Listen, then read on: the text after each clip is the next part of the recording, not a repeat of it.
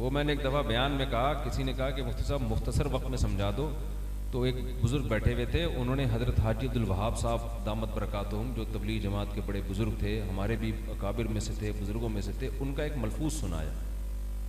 उन्होंने कहा हाजी अब्दुल वहाब साहब ने फरमाया कि देखो मुसलमान दुनिया में 1 अरब हैं और गैर मुस्लिम 4 अरब हैं। उस वक्त इतनी था, तो जब से मेरे 4 शादियों में बयान हुए ना, मुसलमान थोड़े से बढ़ गए अल्हम्दुलिल्लाह, स्पीड थोड़ी तेज़ हो गई है मुसलमानों की। तो हाजी साहब ने क्या फरमाया कि मुसलमान 1 अरब हैं और गैर मुस्लिम 4 अरब। तो उन्होंने फरमाया कि देखो एक मुसलमान के 4 काफिरों की जिम्मेदारी उठा ले, 4 काफिरों पे मेहनत करे, तबलीग करे, 4 काफिर क्या हो जाएंगे? मुसलमान। पूरी दुनिया में क्या होगा? इस्लामी। तो मैंने उनसे कहा कि हजरत दुनिया से चले गए, मेरे पास एक और बेहतरीन पैकेज है आसान पैकेज है। अगर हजरत जिंदा होते तो मैं हजरत की खिदमत में पेश करता कि हजरत एक मुसलमान 4 काफिरों पे मेहनत करे, वो तो काफिर सुनेगा नहीं, इतने आराम से बात बोलेगा तू मेरे मजहब को छेड़ता क्यों? मैंने कहा इसका आसान और मजेदार पैकेज ये है कि ये 1 अरब 4-4 शादियां कर लें और इनकी स्पीड बच्चे पैदा करने की 4 गुना बोलो बढ़ जाए। अगली सदी में ये 4 गुना ज्यादा होंगे, वो 1 गुना कम। अब 4 मुसलमानों पर 1 काफिर आ रहा होगा, क्या ख्याल है? वो तो चारों घेर के वैसे ही मुसलमान कर देंगे उसको। क्या ख्याल है भाई? 4 पर कितने आना? 1 काफिर। रेशो ये हो जाएगा ना कि 4 मुसलमान होंगे और काफिर कितने होंगे? 1। तो वो तो वैसे ही उसको मुसलमान कर देंगे, बोले तेरा बाप भी मुसलमान होगा। क्या ख्याल है? लेकिन हजरत दुनिया से चले गए ये इस पैकेज के बगैर ही। जिंदा होते तो ये पैकेज देता मैं। तो ये खूब समझ लो, दुनिया में हुकूमत वही करता है, दुनिया में गलबा उसी का होता है जिसका ग्रोथ रेशो ज्यादा होता है। समझते हो कि नहीं समझते? अभी तो हम यूरोप और दूसरे मुल्कों से आए हैं ना, उनकी आबादी क्योंकि अब्बा शार्ट हो गए ना, अब्बा क्या हो गए? शार्ट। जब अब्बा शार्ट हो गए तो बच्चे आहिस्ता आहिस्ता कम हो रहे हैं, वो भी गैर कानूनी हो रहे हैं, तो 1 आध हो रहा है उनके, 1 हो गया, 2 हो गए।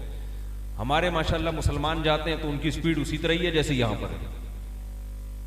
उनकी स्पीड क्या है? बल्कि एक मुल्क में मैं गया, वहां पर बच्चों की स्पीड इतनी खत्म हो गई है, गोरों के यहां बच्चे नहीं होते, 1 आध बच्चा होता है, तो अब वो उनकी आबादी कम होना शुरू हो गई है। तो हुकूमत ने 20 लाख रुपए पाकिस्तानी करेंसी के हिसाब से, अगर उस करेंसी को कंपेयर किया जाए ना, एक बच्चा पैदा करने पर 20 लाख रुपए हुकूमत दे रही है।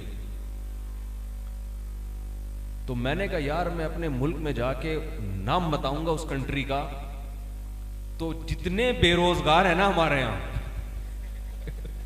क्या ख्याल है? सारे वहां पहुंचेंगे और दे मार 4.5।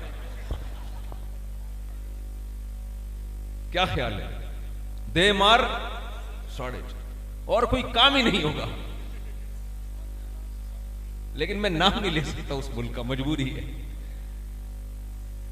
एक कंट्री में मेरा जाना हुआ, वहां भी काफी पैसे मिलते थे, तो वहां यह हुआ कि अंग्रेजों पे तो फिर भी असर नहीं हुआ। उन्होंने कहा पैसे मिलेंगे ही तो भी हम नहीं पैदा करेंगे।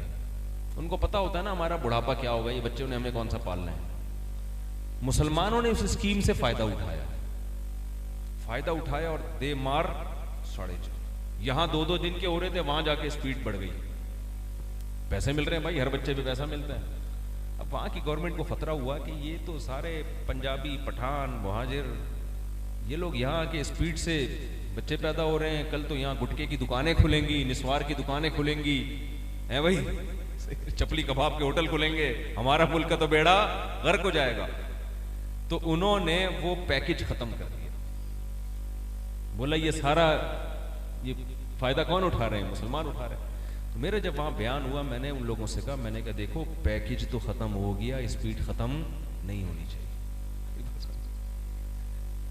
पैकेज तुम्हारा खत्म हो गया है, लेकिन स्पीड खत्म नहीं होनी चाहिए। स्पीड तुम्हारी अल्लाह के लिए होनी चाहिए।